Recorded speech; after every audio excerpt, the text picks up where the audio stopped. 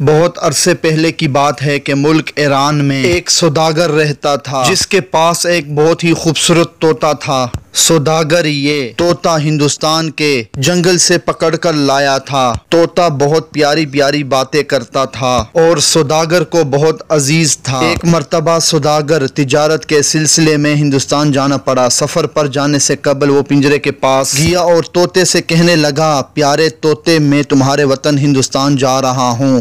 وہاں میرا گزر اسی جنگل سے ہوگا جہاں تمہارے ساتھی رہتے ہیں۔ اگر تم انہیں کوئی پیغام دینا چاہتے ہو تو بتا دو۔ طوطے نے جواب دیا کہ مالک، آپ میرے دوستوں کو صرف اتنا ہی کہہ دو کہ وہ تو بڑے مزے سے وطن کے جنگل میں رہتے ہیں، آزاد فضاؤں میں سانس لے رہے ہیں، مگر میں بد نصیب وطن سے دور اس پنجرے میں بند ان سے ملنے کے لیے تڑپ رہا ہوں۔ جب سوداگر ہندوستان پہنچا تو اس نے اپنے قبیلے کے ہمراہ اس کا گزر اسی جنگل سے ہوا جہاں طوطے کے دوست رہتے تھے۔ وہاں بہت سے خوبصورت طوطے درختوں پر بیٹھے تھے۔ انہیں دیکھ کر سوداگر کو اپنے طوطے کا پیغام یاد آ گیا اور اس نے بلند آواز میں انہیں وہ پیغام سنا دیا۔ جیسے ہی سوداگر نے اپنی بات ختم کی تو ایک طوطے کی حالت خراب ہو گئی۔ وہ بری طرح تھڑ تھڑانے لگا اور درخت کی شاخ سے گر کر دم توڑ دیا۔ یہ دیکھ کر سوداگر کو بہت افسوس ہوا۔ اس نے سوچا کہ شاید میرے طوطے کا قریبی رشتہ دار تھا جو اس کا دردناک پیغام سنتے ہی چل بسا۔ جب سوداگر اپنے وطن پہنچا تو اس نے اپنے طوطے کو اس کے رشتہ دار کی موت کا حال بیان کیا۔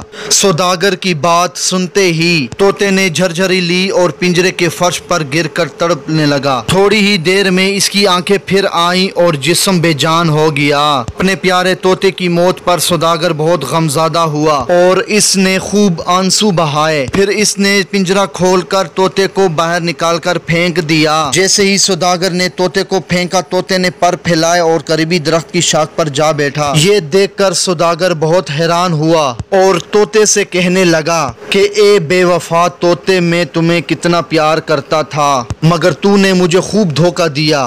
طوطا یہ سن کر بولا، تم مجھے اس لیے پیار کرتے تھے کیونکہ میں اچھی اچھی باتیں کر کے تمہارا جی بہلاتا تھا، مگر اے بے وقوف انسان، تو نے خود مجھے وہ ترکیب بتائی جو میرے دوست نے کہلا بھیجی تھی۔ میں نے اس پر عمل کیا اور اس طرح مردہ بن گیا، تو تم نے خود مجھے اپنے ہاتھوں سے آزاد کر دیا۔ اب تم خود بتاؤ کہ جب سب کچھ تم نے اپنے ہاتھوں سے کیا ہے تو پھر مجھے برا کیوں کہتے ہو؟ یہ کہتے ہوئے طوطے نے اپنے مالک کو الوداع کہا اور گنگناتے ہوئے اپنے وطن روانہ ہو گیا۔ پیارے بچوں، آزادی ایک بہت بڑی نعمت ہے اور اللہ پاک کا خاص فضل کرم ہے کہ ہم ایک آزاد ملک میں پیدا ہوئے ہیں۔ ہمیں چاہیے کہ ہم اپنے ملک کو صاف ستھرا رکھیں۔ اچھا تو دوستو، یہ تھی آج کی کہانی۔ اگر آج کی کہانی آپ لوگوں کو پسند آئی ہے تو میرے چینل کو لائک، سبسکرائب، بیل آئیکن کو پریس کر دیں تاکہ اس طرح کی مزید ویڈیو کا نوٹیفیکیشن آپ کو بر وقت مل سکے۔ اللہ حافظ، خدا حافظ۔ اللہ آپ سب کو اپنے حفظ و امان میں رکھے اور سلامت رکھے۔ آمین ثم آمین یا رب العالمین۔